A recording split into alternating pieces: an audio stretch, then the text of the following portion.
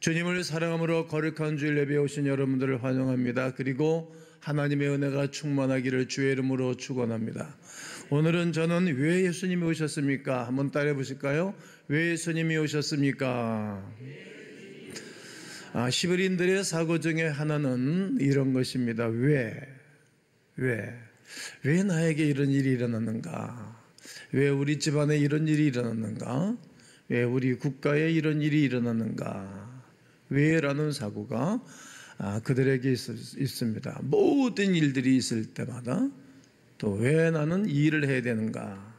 오늘로 말하면 나는 왜 성탄절 예배를 드려야 되는가?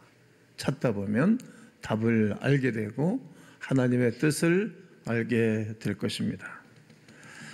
왜 예수님은 오셨습니까? 마태복음 16장 13절에 예수께서 빌립보 가이사라 지방에 이르러 제자들에게 물어 이르시되 사람들이 인자를 누구라 하느냐? 이렇게 예수님이 물으셨습니다. 이때 어떤 이는 세례요한이라고 말하고 어떤 이는 엘리야가 살아났다고 말하고 누구는 엘리사가 에레미야 중에 한 사람입니다. 또 누구는 선지자 중에 한 사람입니다. 이렇게 말했습니다. 한번 마태복음 16장 14절을 읽겠습니다. 시작. 이르되 더러는 세례요한, 더러는 엘리야, 어떤 일은 에레미야나 선지자 중에 하나라 하나이다. 이렇게 그들이 대답을 들으시고 예수님은 이제 또다시 제자들에게 묻습니다. 너희는 그러면 나를 누구라 하느냐? 여러분은 강대나성에 있는 이 사람을 누구라고 합니까? 어떻게 보는 것입니까? 이처럼 너희는 나를 누구라 하느냐? 이렇게 반문하고 물으셨습니다. 제자들 중에 베드로가 정확하게 대답을 합니다. 주는 그리스도시요 살아계신 하나님의 아들이시나이다. 예수님 베드로의 고백을 들으시고 그 고백 위에 내 교회, 음부가 이기지 못하는 교회를 세우라고 말씀을 하십니다. 16장 18절을 읽겠습니다. 시작. 또 내가 네게 이르노니 너는 베드로라. 내가 이 반석 위에 내 교회를 세우리니 음부의 권세가 이기지 못하리라. 예수님은 자신에 대한 분명한 신앙 고백을 원하십니다. 제자들뿐만이 아니라 오늘 이 세대를 살아가는 우리들에게도 분명한 고백을 듣기를 원합니다. 부부가 결혼을 하고 나면 어디를 가나 아내와 동반하는 것이 좋습니다. 그리고 어디를 가나 제 아내입니다. 이렇게 말하는 것이 합당한 것입니다. 또 어디를 가나 제 남편입니다. 저는 제 아내와 어디를 갔을 때마다 처음 모임을 하고 처음 만나는 사람에게는 제 아내입니다. 분명하게 저는 제 아내를 소개를 합니다. 합당한 것입니다. 반지를 받았으면 결혼 반지를 끼고 다니는 것은 좋습니다. 나는 유부남입니다. 나는 남편이 있는 여인입니다. 자기를 고백하고 자기의 신분과 결혼한 여화를 밝혀주는 것입니다. 이처럼 예수님이 누구인지를 분명히 알고 확실하게 알고 고백하기를 우리 하나님은 원하시는 것입니다. 성탄절은 그런 의미에서 아주 중요합니다. 예수님의 탄생은 생일잔치의 개념으로 지내는 것은 그 본질을 잃는 것입니다. 예수님이 제자들에게 나를 누구라 하느냐 질문했다면 오늘 우리의 질문은 예수님은 왜 오셨습니까? 이런 질문과 함께 정확한 답을 말할 수 있어야 할 것입니다. 대강절에 예수님에 대해 깊이 묵상하는 이유는 예수님을 깊이 알기 위함입니다. 2000년 전 사람들은 예수님이 왜 오셨는지 전혀 알지 못했습니다. 왜 오셨는지, 무엇 때문에 오셨는지, 오셔서 무슨 일을, 어떤 일을 해야 될 것인가에 대하여 사람들은 알지 못했습니다. 그 당시 로마 정부로부터 해방만을 위한 분으로 알았습니다. 마치 이스라엘 역사 속에 애굽에 내려가서 430년 동안 종살이를 할 때 누군가가 우리를 좀 해방시키면 좋겠다. 우리 민족을 저 애굽의 치하에서 건져주실 어떤 위대한 걸출한 인물을 기다리듯이 말이죠. 그때 등장한 인물이 모세의 듯이 바로 2000년 전 이스라엘은 로마의 그 식민지로 있었기 때문에 그들은 우리를 건져줄 걸출한 지도자 원했던 것입니다. 예수님을 환영하고 축하하는 사람들은 극소수에 불과하였습니다. 또 대부분 사람들이 무관심했습니다. 지금도 대다수의 많은 사람들이 예수님에 대하여 무관심합니다. 성탄절에 대하여 본질을 잃어먹은 채 하나님과 전혀 다른 성탄절을 기다리고 성탄절을 맞이하려고 합니다. 그냥 즐겁게 지내는 공휴일, 예수님의 생일 정도 가볍게 여기는 것입니다. 그러나 저와 여러분은 그렇게 할 수 없습니다. 오늘 본문에 하나님 우리와 함께 하신다고 말씀하고 계십니다. 2000년 전에는 예수를 알지 못하는 죄악의 사람들이 사는 세상이었습니다. 예수님이 2000년 전에 오심으로 이 세상은 임마누엘, 즉 우리 하나님이 우리와 함께 하시다 말씀하시는 거룩한 은혜가 우리 가운데 있어야 됩니다. 예수님 어떤 분으로 오셨습니까? 아멘 해보실까요? 예수님은 왕으로 오셨습니다. 예수님은 선지자로 오셨습니다. 예수님은 제사장으로 오셨습니다. 첫째로 예수님 우리를 다스리는 왕으로 오신 분이십니다. 시편 145편 1절에 왕이신 나의 나의 하나님이요 내가 주를 높이고 영원히 주의 이름을 송축하리이다. 또한 요한복음 17장 2절에도 아버지께서 아들에게 주신 모든 사람에게 영생을 주게 하시려고 만민을 다스리는 권세를 아들에게 주셨음이로다. 왕은 나라의 백성들을 잘 다스리는 직책입니다.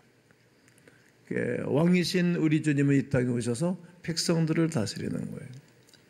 사랑과 공의와 섬김과 은혜로 잘 다스리시는 것입니다. 그 왕으로 오신 예수님은 오늘 본문 마태복음 2장 2절에 유대인의 왕으로 나시니 어디 계시냐?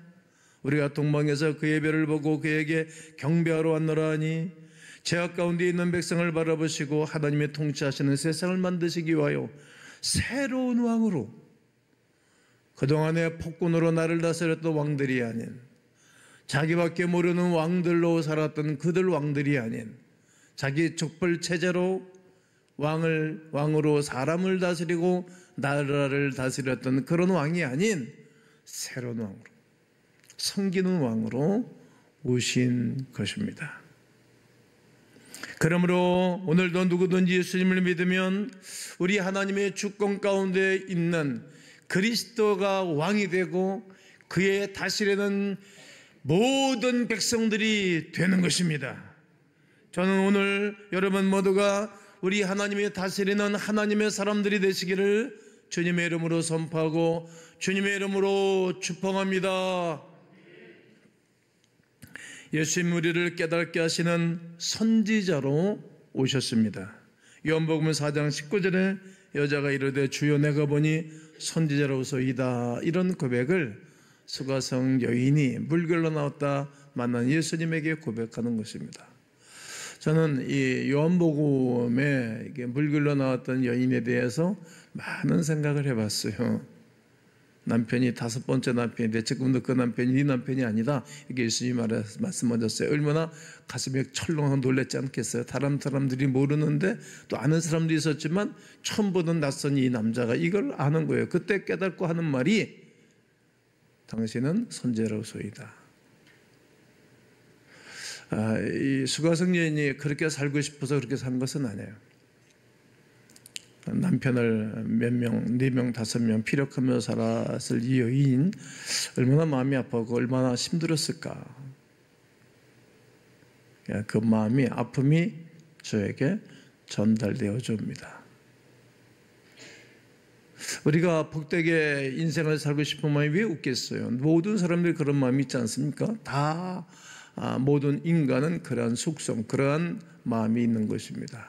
그런데 이 여인이 어떻게 살다 보니까 어떤 일인지 모르지만 그렇게 살아가는 사람이었습니다.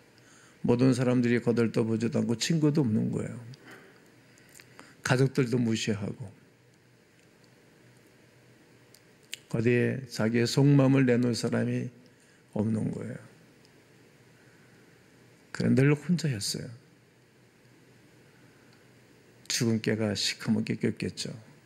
창백했겠죠. 아픔과 기쁨도 나눌 사람이 없는 사람이었어요. 그러니까 사람들의 눈을 피해서 사람들에게 자기 얼굴을 잣대를 보여주기 싫어서 모든 사람들이 낮잠을 자고 모든 사람들이 경건한 시간을 갖는 정오에 뜨거운 낮에 우리를 길로 나오신 것입니다. 그런데 예수님은 다르셨어요. 인자하고 부드럽고 평안한 모습을 가지고 그에게 와서 나에게 물을 좀 줄 수 있니? 라고 물으셨어요. 내가 보니 당신은 유대인 같은데, 교만한 유대인 같은데 어떻게 나 같은 여인에게 물을 달라고 합니까? 내가 누구인지를 알았으면 너는 벌써 물을 줬을 것이다.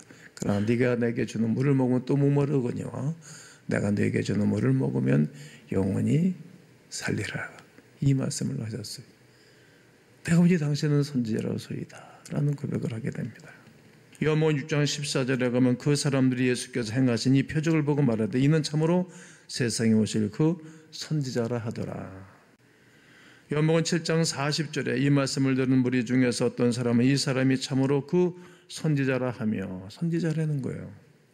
요한복음 9장 17절에 이에 맹인되었던 저에게 다시 묻되 그 사람이 내 눈을 뜨게 하였으니 너는 그를 어떤 사람이라 하느냐? 대답하되 선지자이니이다 하니.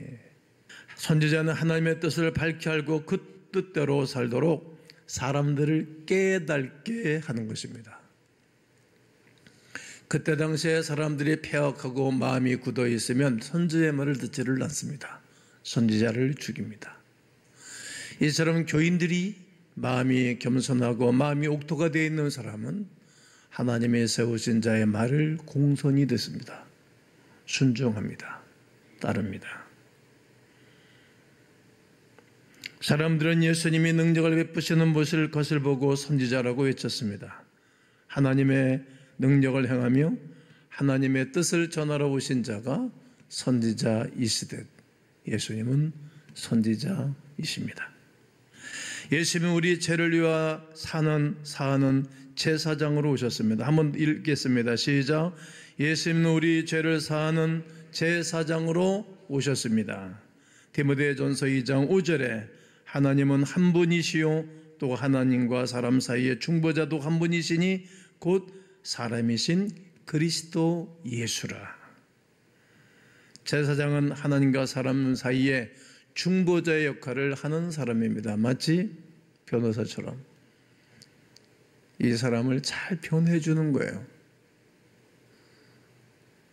예수님은 하나님의 그 사랑을 전해주는 자로 이 땅에 오셨고 어떤 죄가 있을지라도 어떤 부끄러움이 있을지라도 그리스도에게 나가면 그를 통하여 중보자이신 예수님을 통하여 모든 죄와 허물과 어려움과 문제를 해결받는 분으로 오신 것입니다. 그래서 그가 가는 곳마다 사람들이 하나님의 은혜를 받았죠. 하나님의 은혜를 받은 사람은 가는 곳마다 사람들에게 감동을 주고 가발을 주고 사람들을 변화시키고 그 세대를 아우르는 사람입니다. 하나님의 능력을 행하며 하나님의 뜻을 전하셨던 예수 그리스도처럼 우리에게도 그 은혜가 있기를 주의 이름으로 선포하고 축복합니다. 마태복음 1장 21절에 아들을 낳으리니 이름을 뭐라고 하자? 예수라 하라. 이는 그가 자기 백성을 그들의 죄에서 구원할 자이심이라고 오늘 본문 읽은 말씀이기도 합니다. 예수님은 대제사장으로서 십자가의 대속을 통해 하나님께로 나아도록 하는 중보자요 그리고 제사장입니다.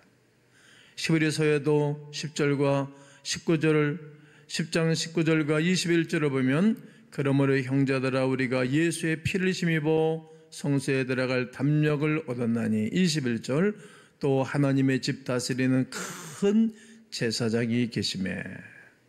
그러니까 제사장은 구역에서 양을 잡고 염소를 잡고 소를 잡아서 피를 흘리고 죽는 것을 진히 보는 사람이고 집례하는 사람입니다. 그리고 받은 피를 양품에 담아서 백성들에게 뿌리는 것입니다. 백성들에게. 요즘 이런 제사를 드리지는 않습니다. 그럼 그 양의 피가 머리카락에도 묻고 눈에도 묻고 코에도 묻고 입술에도 묻고 귓뿌리에도 묻고 옷에도 가슴에도 묻고 발에도 묻고 손에서도 다 묻는 것입니다.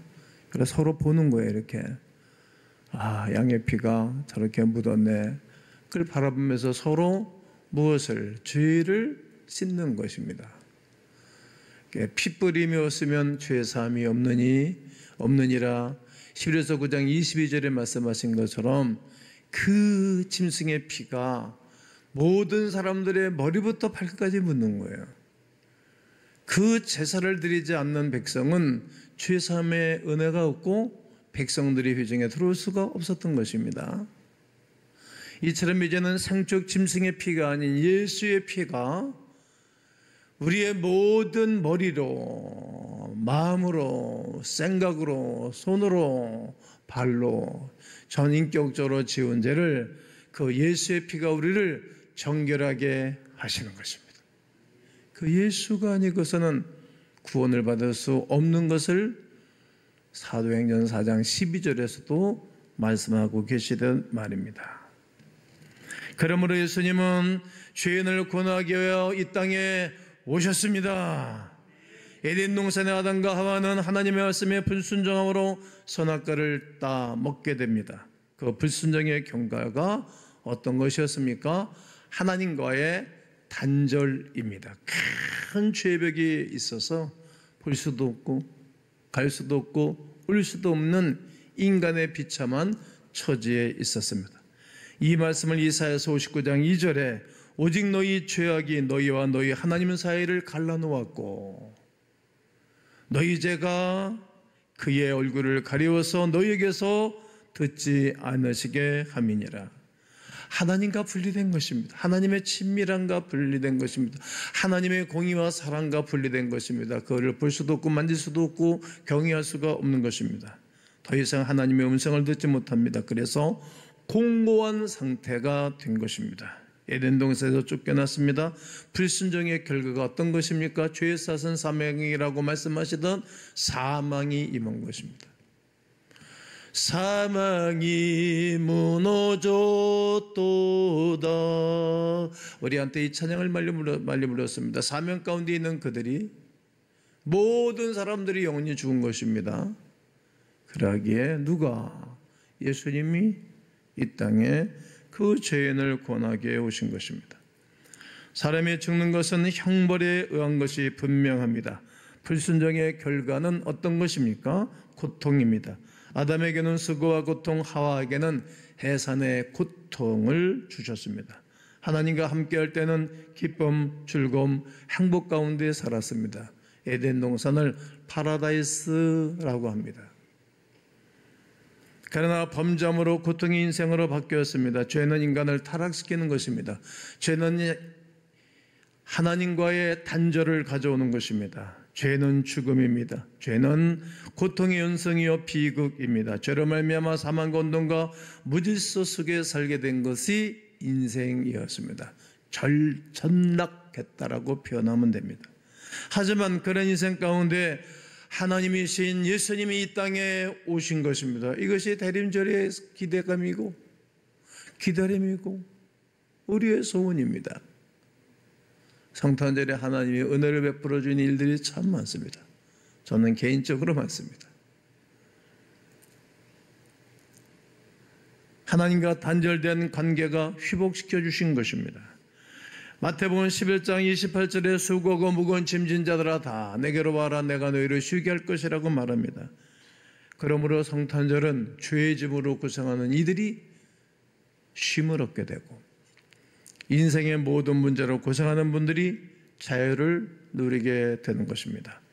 우리 주님 우리의 죄의 문제만 해결해 주시는 분이 아니라 우리의 삶의 문제도 해결해 주시고 영혼의 문제도 해결하시는 그리스도가 우리의 왕이신 것을 믿습니다. 예수님은 영원한 생명을 주시기 위하여 이 땅에 오셨습니다. 도적이 오는 것은 죽이고 멸망시키는 것뿐이요 인자가 온 것은 양으로 생명을 얻게 하고 더 풍성히 얻게 하려는 것이라고 말씀합니다. 요한복음 11장 25절 26절에서도 보면 예수께서 이르시되 나는 부활이요 생명이니 나를 믿는 자는 죽어도 살겠고 무릇 살아서 나를 믿는 자는 영원히 죽지 아니하리니 이것을 네가 믿느냐? 예수님이 오신 목적은 아멘 해보실까요? 영원한 생명을 주시기 위함입니다. 여러분, 내 죽은 영혼이 예수를 믿음으로 말미암아 다시 살아나는 거룩한 은혜가 난 여러분 가운데 흐르고 넘치기를 축복합니다. 그 예수 그리스도를 환영하고 인정하고 모셔드리는 개인적인 고백 가운데 우리 주님이 임재하시는 은혜가 오늘 확실히 분명히 있기를 축복합니다. 마지막은 예수님은 영원한 천국의 안내자로 오셨습니다. 요한복음 14장 6절에 예수께서 이르시되 내가 길이요 진리요 생명이니 나로 말미암지 않고는 아버지께로 올 자가 없느니라 말씀하셨고 12절에 이는 내가 아버지께로 갑니다. 아버지께로 간다는 거예요. 누가? 예수님이. 내가 아버지께 구하겠으니 그가 또 다른 보혜사를 너에게 주사 영원토록 너희와 함께 있게 하리니. 예수님은 영원한 천국으로 가시는 길입니다. 다른 길은 없습니다. 천하 사람 중에 구원을 받을 만한 다른 이름을 우리에게 주시니 없음처럼 천국에 가는 길은 예수가 아니건 길이 없습니다. 예수님만이 우리를 천국으로 인도하시는 분이십니다. 예수님은 천국의 안내자로 이 땅에 오신 것입니다. 이처럼 예수 안에 있으면 우리의 영원한 목적지인 하늘나라에 넉넉히 평안하게 가고 들어갈 줄로 믿습니다. 그래서 예수께서 이 땅에 오신 것입니다. 모든 염려를 우리 하나님께 맡기시고 평안하시기를 바라겠고, 예수 그리스도의 오심은 기쁨과 즐거움과 하나님께는 영광이요 땅에서는 그의 기뻐하심을 입은 자들의 평화로다. 이 은혜가 여러분 모두에게 있게 되시기를 주 예수 그리스도의 이름으로 축원합니다.